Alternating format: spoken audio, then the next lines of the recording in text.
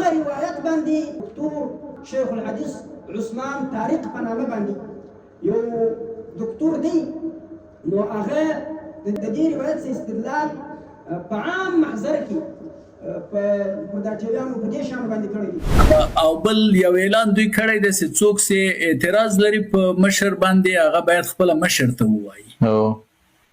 او سوال دا ده چې په د احادیثو کې دا دومره اعتراضونه په حکومتو راغلي دي، ټول روایت شوی دي چې مسلمانان په پوښي چې دغه سړی حتی یوې ښځې په حضرت عمر رضی الله عنه باندې اعتراض کړی دی، په عام محضر کې اعتراض پې کړی دی. نو آیا دا د دوی مشر د طالبانو د حضرت عمر رضی الله عنه نه ډېر ښه سو؟ نه، هېڅ کله د هغه پښو ته هم نسي رسېدی. نو بناً دا څوک ده چې دی باید په عام محضر کې اعتراض پې ونسي. دا روایت چې عمر رضی الله عنه ته ښځه ولاړه سوې ده او بیا په محضر عام کې ښځې پر عمر رضی الله عنه اعتراض کړی دی، بیا عمر رضی الله عنه د خپلې خبرې سره جوړ کړی ده، دا روایت نه دی صحیح، په مقابل د صحاحو کې دی. الحمد لله رب العالمین والصلاة والسلام على سید الانام والمرسلین وبعد. د نن چې کوم روایت دی دا انتهایی قابل د اهمیت روایت دی، ډېر مهم روایت دی. د ډېر اهمیت وجه یې دا ده چې دغه روایت چې موږ یې وایو دا صحیح دی. د دې په مقابل کې د عمر رضی الله عنه نه یو بل روایت هم منقول دی چې هغه بیا متروک و باطل دی، شدید ضعیف دی. هغه روایت باندې دکتور شیخ الحدیث عثمان طارق په نامه باندې یو دکتور دی، نو هغه د دې روایت استدلال په عام محضر کې په دا چویانو په دې شان باندې کړی دی. موږ بیا دای خلک دي چې کله روایت د چا څه واوري نو د روایت بیا تحقیق ته ډېر نه ګوري. دا روایت فلاني شیخ صاحب په دونه لوی محضر کې وایي نو دا چې کمزور وي نو ده وایي. نو زما خو مشوره اهل علم ته دا ده، دکتور صاحب ته مې دا ده چې ګوره شیخ الحدیث دکتور عثمان طارق صاحب کما غوندې وسارایم لا یا د مدرسې وسارایم لا یا هغه علما چې ته د هغو په مخالفت کې چې یو جماعت دی هغسې دوی موږ په ښو علماو کې هم نه ګوري چې خبره مې قابل د استدلال سي کې هغه وکړي، خو زیاته ګیله نشته. او یو دکتور شیخ الحدیث او بیا په دونه عام محضر باندې چې صحابو ته دغه رقم شیان منسوبوي او د هغو استدلالات کوي، دا په 2 منټه خبره کې دومره غټه او دا غلطي د دې څه چې بیا کوم شی سړی راخي چې بیا خلکو ته وایي چې دا مفتي داسې حقوق دي او د دې په خلاف بیا مبارزه ده، بیا دغه خلاف نه کوي. دا باید دغسې یو روایت چې ستا د پراخ چمپین وتلی هغه روایت داسې ته متروک روایات وایي نو دا مناسبه نه ده. او دویم زما عام علماو ته دا دغه ده چې دغه زموږ خلک هغه پنخ چاته نه معلومېږي، دوی اهل علمو ته راکړي نو بره چې دې روایت ووایي خلک وایي دا روایت خو ثابت دی، دوی ښه ملا وویل ښه دونه ګوتمۍ یې په لاس وه، دوی ښه غټه ږیره یې وه، دوی لنګوټه یې تړلې وه. دا روایت نه ثابتېږي زما ورونو چې سړي غټه لنګوټه تړلې وي، ګوتمۍ یې په لاس وي، غټه ږیره یې وي. روایت خپله ستړیا غواړي چې په دغه وژود درد تېر شو، روایت بله دغه رقم حل کېږي. بهرحال صحیح روایت د عمر رضی الله عنه مسله دا ده چې مهر عمر رضی الله عنه وایي مهرونه لږ کړي، دا د ښځو ولور لږ کړي، دا د عمر رضی الله عنه ثابت روایت دا د ابو داود کې ذکر دی. نوره کیسه زه درته کوم. پر 2106 رقم د روایت دی باب الصداق کې حدثنا محمد بن عبيد قال حدثنا حماد بن زيد عن أيوب دا أيوب سختياني دي عن محمد دا محمد بن سيرين دي عن أبي العجفاء السلمي دا تحقيق روان دي قال خطبنا عمر رضي الله عنه مجد تقرير وفي خطبة أولا فقال ألا لا تغالوا بصدق النساء خبردار أي خلقه مكوي إجرامي دا شزو بمهرمك فإنها لو كانت مكرومة في الدنيا أو تقوى عند الله كذا په دنیا کې یو عزت وای یا د الله په نیز باندې دا د تقوا یو برخه درلودای كان اولاكم بها النبي صلى الله عليه وسلم وتطول اولى رسول الله مبارك ما اصدق رسول الله صلى الله عليه وسلم امراه من نسائه ولا اصدقت امراه من بناته اكثر من 12 اوقيه در 12 اوقيه در 12 اوقيه زاد مهر ونده امهات المؤمنين ده سوي دي كريم صلى الله عليه وسلم دا روايات دي د عمر رضي الله عنه دا ثابت دي دا صحيح دغه روایت د عمر رضی الله عنه سره اتو کسانو کړی. څو کسان؟ په اتو کسانو کې دغه روایت چې دا دلته ده کړی دا خو د عمر رضی الله عنه سره ابو العجفا کړی دی، د ابو العجفا سره محمد بن سیرین کړی دی، د هغه سره بیا د محمد بن سیرین سره بیا 19 کسانو کړی دي. څو؟ دلته خو یو ایوب ذکر دی، خو چې ولاړ شي سنن د سعید بن منصور، مسند د احمد بن حنبل، مسند د ابي داود الطيالسي، سنن الكبرى د نسائي، المجتبى المتناد د نسائي، سنن الترمذي، سنن الكبرى د بيهقي، معرفة سنن الاثار د بيهقي، دا رقم د خطیب بغدادي کتابونه، او دا رقم نور ګڼ شمېر کتابونه تقریبا دا روایت د 40 په ډېرو کتابونو دا روایت د محمد بن سیرین څخه 19 کسانو دا صحیح دی. د عمر رضی الله عنه څخه ابو العجفا کړی دی، د ابو العجفا وکسان نور دي د ابو العجفا ما څه دا روایت کړی. د عمر رضی الله عنه دا روایت څو کسانو کړی دی؟ اتو کسانو کړی.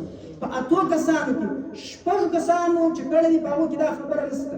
دلته یو خبره بیا راځي چې هغه خبره ده چې هغه روایت ده متروکه ده، هغه دا خبره ده چې عمر رضی الله عنه ولاړ شو پر منبر تقریر وکړي، بیا یو ښځه ورته ولاړه شوه. عمر رضی الله عنه ټول مهرونه لږ کړي، ښځه ورته ولاړه شوه چې الله تعالی وایي فإن أتيتم إحداهن قنطارا، الله ته قنطار خبره کوي، ته ولږه کوي، موږ د الله له عمر که ستا له عمر. وایي عمر رضی الله عنه مختلف روایات دي، خو محترم روایت دی، منکر روایت دی. په بعضو کې دي چې عمر رضی الله عنه د منبره څخه کښته شوی و، د بندې ښځې ورته ویل، په بعضو کې پر هغه ځای ورته ولاړ شو، په بعضو کې چې په بل مجلس کې ورته ویل چې بیا عمر رضی الله عنه یا د هغه تقدیرات مطابق یا پر هغه ځای یا بیا راغلی یا وروسته بیا تقریر وکړي چې ښځې صحیح ویل عمر رضی الله عنه خطا شوی. دا هغه بیا مختلف الفاظ دي. اصابت امرأة واخطأ عمر، دا رقم الفاظ دي. خاصمت امرأة عمر فخصمته، دا رقم هم الفاظ ته. اصابت نصف انسان واخطأ عمر، نصف انسان ښځې ته دی نصف انسان وایي، دا رقم الفاظ نشته. په ټولو الفاظو باندې متروک دي. د دې چې الفاظ متروک دي. ولې ما درته وویل چې د عمر رضی الله عنه د دې روایت څو شاګردان دي؟ اته. په اتو شاګردانو کې شپږ د ښځې کیسه او 2 شاګردان دي. په هغو 2 شاګردانو کې 2 شاګردان دي، په یو کې 2 علت دي، په دا بل کې 5 علت دي. څو شاګردان دي عمر رضی الله عنه؟ په اتو شاګردانو کې شپږ چې دي، خو سره د ښځې کیسه نه ښځه ورته ولاړه سوې ده، نه څه ورته ویلي دي، نه د ښځې ذکر شته. په څو کې دا 2 چې کوي چې په هغو کې د ښځې کیسه ده، په هغو کې په یو کې 2 علت دي ایمو ذکر کړي دي، په دا بل کې 5 علت دي ذکر کړي. په دې پوه شوئ دې ځای دا 8 شاګردان، یو خدای ابو العجفا چې تاسو ته وایي، یو عطاء الخراساني دی، دریم ابن عمر رضی الله عنه دی، د عمر رضی الله عنه زوی ابن عباس دی، خو په هغه سند کې بیا سعید بن عبد الملک سته چې هغه متروک دی، خو دا څلورم ابن عباس دی، پنځم سعید بن المسیب دی، او شپږم بکر بن عبد الله دی. د دوی په روایت کې د ښځې ولاړېدل او د ښځې کیسه هېڅ شی نشته. تر دې ځایه پوه شوئ؟ 2 کسان داسې دي چې د عمر سره دا روایت کړی دی رضی الله عنه، په هغه کې د ښځې کیسه شته چې ښځه ورته ولاړ شوه. هغه 2 کسان څوک دي؟ یو ابو عبدالرحمن السلمي دی، یو امام شعبي دی. ابو عبدالرحمن السلمي عن عمر، هغه بیا دا کیسه کوي، بیا توري د متن بیا د حدیث دا رقم دی. ابو عبدالرحمن السلمي عن عمر، دا تقریر کیسه ده. بیا عمر رضی الله عنه په پای کې دا خبره کړې چې ان امرأة خاصمت عمر فخصمته، دغه توري. خو په دې کې 2 علت دي. څو علت؟ ائمه نقاد ویلي دي چې دا روایت منقطع دی. ولې؟ ابو عبدالرحمن السلمي لم يسمع من عمر، نو چې شراله انقطاع. دا روایت بالکل سند یې وای، صحیح هم سند وای، رجال هم ثقات وای، او دا بل هم ثقات وای، نو د شپږ په مقابل کې د حیثیت ده نو د شپږ کسان قوي دي چې روایت وکړي کړه اوس، او دا هغه صحیح ثابت د نور اصول سره برابر. اوس چې دا 2 دي او په هغه کې دا یو انقطاع. دویم علت پکې څه دی؟ د ابو عبدالرحمن السلمي راوي قيس بن ربيع په دې سند کې دی. قيس بن ربيع چې دی سيء الحفظ متروك شديد الضعف. څو علت کدا به علت ویل به دغه مقابل کې صحیح نه وي، پېښول کېدای عمل بل به کېدای، قابل استدلال به نه، خو په دې کې څو علت. دویم هغه راوي چې د عمر نه روایت کوي رضی الله عنه، دغه د ښځې خبره پکې شوې چې د عمر رضی الله عنه ته ولاړه شوه، او بیا د عمر رضی الله عنه د ښځې خبره ومنله، بیا مهرونه پر هغه خپل زیادت پاتې شو. هغه راوي بیا چې دی شعبي امام. د شعبي په روایت کې ما درته څو علت دي. څو علت؟ یو علت پکې دا دی چې دا شعبي سره دا روایت دوه کسان دي. څو کسان دي؟ یو یې مجالد بن سعید ذکر کوي او یو یې اشعث بن سوار. اشعث بن سوار چې ذکر کوي په دغه شعبي کې هلته هم د ښځې ذکر نشته، هلته هم د ښځې ذکر نشته. او اشعث بن سوار چې دا روایت کې داسې کوي اشعث بن سوار عن شعبي عن شريح عن عمر، دا رقم روایت. او مجالد چې یې کوي د شعبي سره مجالد عن شعبي عن مسروق عن عمر. نو یو خبره خو دا شوه چې اختلاف رالی د شعبي په شاګردانو کې په دې وجه دا روایت ضعیف شو.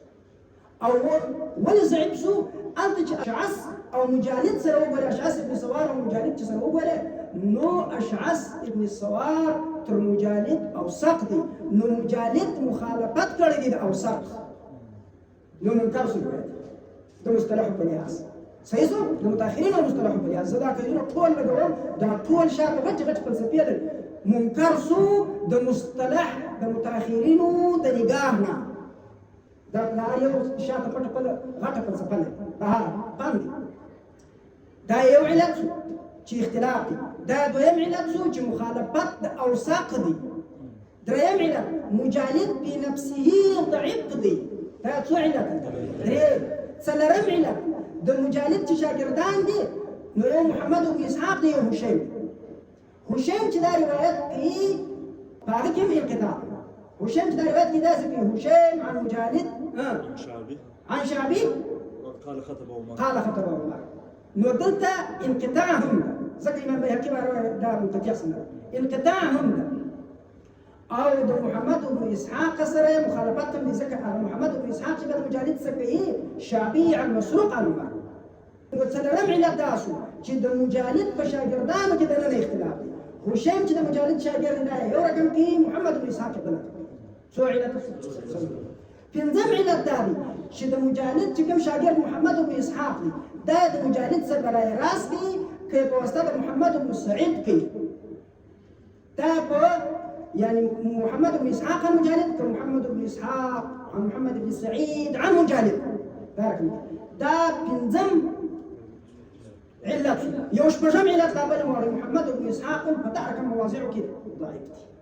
سو علت اسمعي نو ګوري چې شپږ علت په یو روایت کې وي او دا روایت سره راغی د یو صحیح ثابت د عمر ثابت بیا د رسول الله صلی الله علیه وسلم ثابت چې هغه شر اعظم برکتن هغه نکاح ده چې ایسر مؤونتن د رسول الله مبارک ثابت د منقول سره برابر د معقول سره برابر د هغې په مخالفت کې یو داسې روایت چې هغه یا په شپږو یا په اووه علل مشتمل دا انصاف د دې سره استدلال کېدای شي. اوس نو یوه خبره دا ده، دا ګوره جمع طرق غواړي، دا کار دی، دا تبنیان ناست دی، بیا د سره راجمع کوي، بیا د ائمو مقات. اوس دا خبرې دا جمع امام الدارقطني رحمه الله کړی که بل هېڅ شی نه وي. امام دارقطني رحمه الله یو کتاب لري العلل. دا روایت دغه قصه ګرد هم صحیحه هم دا خبره باطله وه. امام دارقطني په دې کې ذکر کړی ده، په دا علل کې ټوله جمع طرق یې کړی ده. دا ما چې کوم اختلاف درته وایي دا به زه درته په الفاظو کې دا درته ووایم چې دا هغه ما چې په مجالد کې اختلاف ذکر کړی دا د دې ښه په وضاحت سره داسې وایي. ګرد روایت چې راوکړي ولا يصح هذا الحديث إلا عن أبي العجفاء. ده أبو العجفاء بالتأكيد ولا يصح إلا عن أبي العجفاء. أو ده مجالد برده خبر الاختلاف ده داسكي. ورواه الشعبي واختلف عنه فرواه أشعث بن الصوار عن شعبي عن شريح عن عمر وخالفه مجالد ولا الشعبي بشاگردان فرواه عن الشعبي عن مسروق عن عمر وزاد فيه الفاظا لم يأتي بها غيره. وإذا ده الفاظ کی زیات کړی دي چې داسې ښځه وراغله دغه الفاظ بل چا نو دا الفاظ دی دا وایي چې صحیح ولا يصح الا عن دا د امام دارقطني خبره شوه. امام دارقطني په دې ځای کې دا روایت په څلورو سطحو کې راوړي جمع طرق یې کړې ده. د ټولو شاګردان د هم درې اندازې پورې جمع کړي، خو موږ چې خپله جمع کړې ده الحمدلله د دغه شاګردانو موږ ته ډېر شاګردان ونیسي. او دا خبره معاصرینو محققینو هم کړې ده. د مثال په توګه امام ابن حجر رحمه الله اخرین امام ابن حجر په فتح الباري نم جلد 203 صفحه کې دا وایي وأصل قول عمر لا تغاد صدقات النساء عند أصحاب السنن وصححه ابن حبان والحاكم، لكن ليس فيه قصة المرأة. شوفوا حافظ ابن حجر العسقلاني رحمه الله فتح الباري. او داركم معاصرين علماء شيخ الباني رحمه الله ودكتور صاحب دكتور عثمان طارق صاحب فكار خدارا وزد الباني خبر زموږ په نیاز باندې موږ حجت نه ګورو، نو ځکه موږ خپل مخالفین ته مخالفت نه پیژنو، مګر د دې په نیاز باندې حجت ته نو ځکه مخالفت په نکت کې یو شی دا دی چې ته خپل مخالف ته هغه دلیل پیښې چې هغه په نیاز مقبول وي.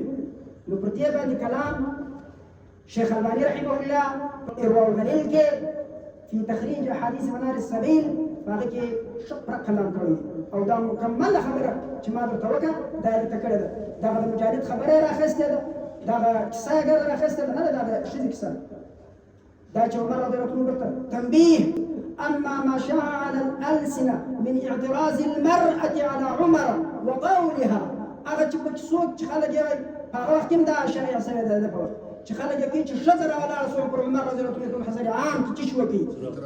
ګورئ په دې کې یو لوی مشکل دا دی چې خلکو ته دا ذهنیت ورکوي چې امیر المؤمنین عمر فاروق چې د رسول الله صلی الله علیه و آله وسلم دویم محترم مکرم صحابي دی، هغه باندې یو عام ښځه په علم کې ډېره په دې کې دام ډېر سخت نتیجه علم هېچا نه سپکه دی دا هر عام خاص او عمر رضي الله عنه هغه سړی دی چې لا ندع سنة كتاب ربنا ولا سنة نبينا بقول امرأة أصابت أو أخطأت صدقت أو كذبت.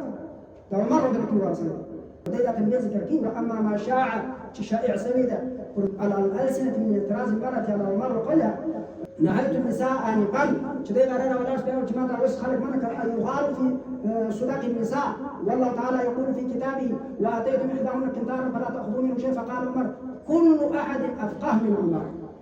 دا خلومات طويلة شبكيك مختلف الفاز دا مكسر يا دي وإذا زعب دي منكر دي يرويه مجالد عن شابيع عمر وأخرج باقي وهذا منقطع بها ودي الكتاب سبات فرق باسي بكرة دا قيس بن ربيع بابل رواية كم خبر دا غير بكرة دا الباني رحمه الله إرواء الغليل شبرنجل صفحة دريسة وتتبع أو دا خبر نور أهل علم.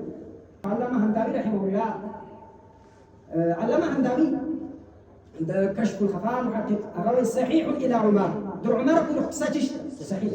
وأما ما يشاع على ألسنة من اعتراض المرأة على عمر فهو ضعيف منكر. أو علامة سعيد بن ناصر جيد المطالب العالية تحقيق كريدي أغوي فعلى هذا أغلى قد كسير أخيس دار قطني ويامور شيء أخيس بروي فعلى هذا فالقصة بكل طرقها وأسانيدها ضعيفة وذلك لضعف مجالد بن سعيد والانقطاع في بعض طرقها دا مجالد زعبتي أو انقطاع وسوا خبر دا مسند أبي علاء الموسيلي دا روايات تبع شيء زي بكشيتي دا أغلى أخذتني دا ابن كثير أخذتني بقول تفسير كبار من إسناده قوي جيد أو بيا دا أغلى تابع مقاصد حسنات سخاوي کړی ده او د سنتي کړی ده چې انا سند جيد. نو هغه حکم کړی دی په اعتبار قدر هو نه په اعتبار د جمع طرق د متن سند ته وایي خو دا خبره څنګه ده دا مکسي ذکر په مجالد کې کلام د ائمه مشهور معروف دا کله هیڅ کله د انسان توجه شي سوا د دې شهرت کوي. او دویمه دا ده چې ودی زیتون بیا متأخرین اشاره کړی چې دې څنګه دا خبره کړې دا سعيد بايكس فسبحان الله كيف جودوا هذا الإسناد مع شهرة الكلام في مجالد. اللهم إلا يقال أنهم يرفعون مجالدا عن الضعف قليلا لمجالد تزاب سنجرة وتكرر ثم يعظمون بتلك الطرق الضعيفة مع أن هذا فيما فيه دي دا مجالد يسرق وتكرر تزابنا بیا دا طرق چې ډېر راغلي په دې وجه د دې تفسیر کړی او سره د دې چې دا طرق کل ضعیف او کل په مقابل د صحاح نو په دې وجه باندې په دې طرقو په یوه هم استدلال نسبي. اوس نو یوه خبره پاتې یوه خبره دا ده چې دا زموږ هر وخت چې موږ پر یوه حدیث باندې په یو شي باندې تاکید کوو اهل بدع او دغسې دغه خلک دا وایي نو بیا دا کتابو ولا لیوني چې ذکر کوي نو دا دونه کتابو چې ذکر کړی او وروره دا فن دی دا وخت غواړي دا رقم نه کېږي چې سړی هسې پرې امیدانه کښېني خبرې کوي دا خو نو ائمه نقل کړي دي ټول اسانید یې نقل کړي دي، انقطاع یې درښولې ده چې په کوم ځای کې انقطاع اتصال یې درښولې ده. دا لپاره کړي دي چې بیا دا رقم خلک چې دا یو مخکې وخت حدیث خو کړی دي هغه دا جمع طرق راوکړي او هغه جهال په پوه کړي چې هغه په موضوع روایت را نقل کړي. دا د دغه لپاره دی، دا د امام خپل طرز دی او په دې باندې انشاءالله په راتلونکي کې چې اهل فن دا جمع وکړي، موازنه یې وکړي، مقارنه یې وکړي، اختلاف معلوم کړي، بیا د اختلاف په مابینځ کې ادله معلوم کړي، قوي معلوم کړي، ضعیف معلوم کړي، راجح معلوم کړي، مرجوح معلوم کړي، نو اصحاب الفن یې و هغه غیر فن ولاته وبخښي. یو ناقلین دی، د ناقلینو کار نقل دی، یو نقاد دی، د نقادو کار نقل دی. دا وظیفه د نقادو ده. اوس نو چې د چا نقد نه زده هغه چې نقل کوي د اهل نقد څخه پوښتنه کوي. اوس سر مخلاص نو دا روایت چې عمر رضی الله عنه ته ښځه ولاړه سوې ده او بیا په محضر عام کې ښځې پر عمر رضی الله عنه اعتراض کړی دی، بیا عمر رضی الله عنه د خپلې خبرې سره جوړ کړی ده. دا روایت نه دی صحیح، په مقابل د صحاحو کې دی. کوم علماو چې بیا د دې استدلالات په کتابونو کې کړي نو هغه یا على تقدير الثبوت وایي خو هغه ستن او یا هغوی تحقیق د دې نه دی کړی. په پوه شو؟ سبحان ربك رب العزة عما يصفون وسلام على المرسلين.